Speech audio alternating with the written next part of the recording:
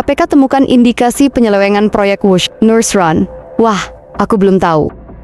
Tim Komisi Pemberantasan Korupsi menemukan indikasi adanya jual beli lahan milik negara untuk proyek Wush, kereta cepat Jakarta-Bandung. Padahal lahan negara tidak seharusnya dijual untuk proyek negara. Karena ada indikasi dijual, maka diduga ada oknum yang menangguk keuntungan dari jual beli lahan negara tersebut. Selain indikasi jual beli lahan negara, KPK juga menemukan indikasi markup atau penggelembungan harga tanah untuk proyek utang senilai 118 triliun rupiah yang kini jadi beban negara. Kini, KPK terus mendalami temuan dugaan kecurangan dalam proyek Wush yang mulai digarap pada 2016 dan resmi beroperasi pada Oktober tahun 2023. Menteri Agraria dan Tata Ruang atau Kepala Badan Pertanahan Nasional, Nusron Wahid mengaku tidak tahu soal indikasi lahan negara dijual oleh oknum dalam pengadaan lahan untuk proyek Wush. Wah, aku belum tahu tuh. Ya biarin aja nanti KPK-nya untuk menjelaskan.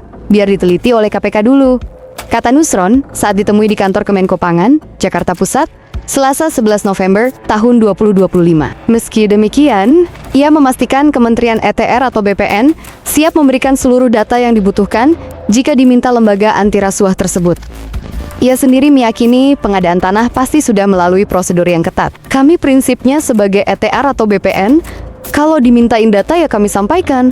Kami katakan itu saja. Tapi pengadaan tanah, ya kan, itu pasti sudah melalui prosedur yang ketat, ujar Nusron. Biasanya kalau soal harga itu pakai appraisal. Kalau nggak terjadi kesepakatan appraisal, ngotot konsinyasi. Begitu biasanya.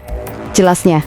Tim Komisi Pemberantasan Korupsi KPK menemukan indikasi adanya penggelembungan harga tanah untuk proyek Wush, kereta cepat Jakarta-Bandung. Dugaan markup tersebut terjadi saat pembebasan lahan untuk proyek kereta cepat pertama di Indonesia yang nilai investasinya mencapai 7,27 miliar dolar atau sekitar 118 triliun rupiah. Menanggapi hal tersebut, pimpinan KPK memastikan proses hukum akan berjalan secara independen. Juru bicara KPK, Budi Prasetyo, Kamis 6 November tahun 2025, menyatakan bahwa pernyataan Presiden Prabowo tidak akan mempengaruhi proses hukum yang berjalan dan menepis anggapan adanya intervensi. KPK fokus di proses hukumnya, terkait dengan pengadaannya, kita fokusnya di situ, kata Budi.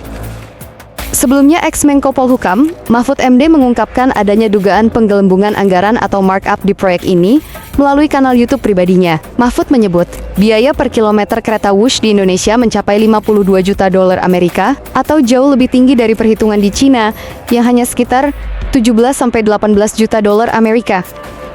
Nyari uang kok, nipu rakyat?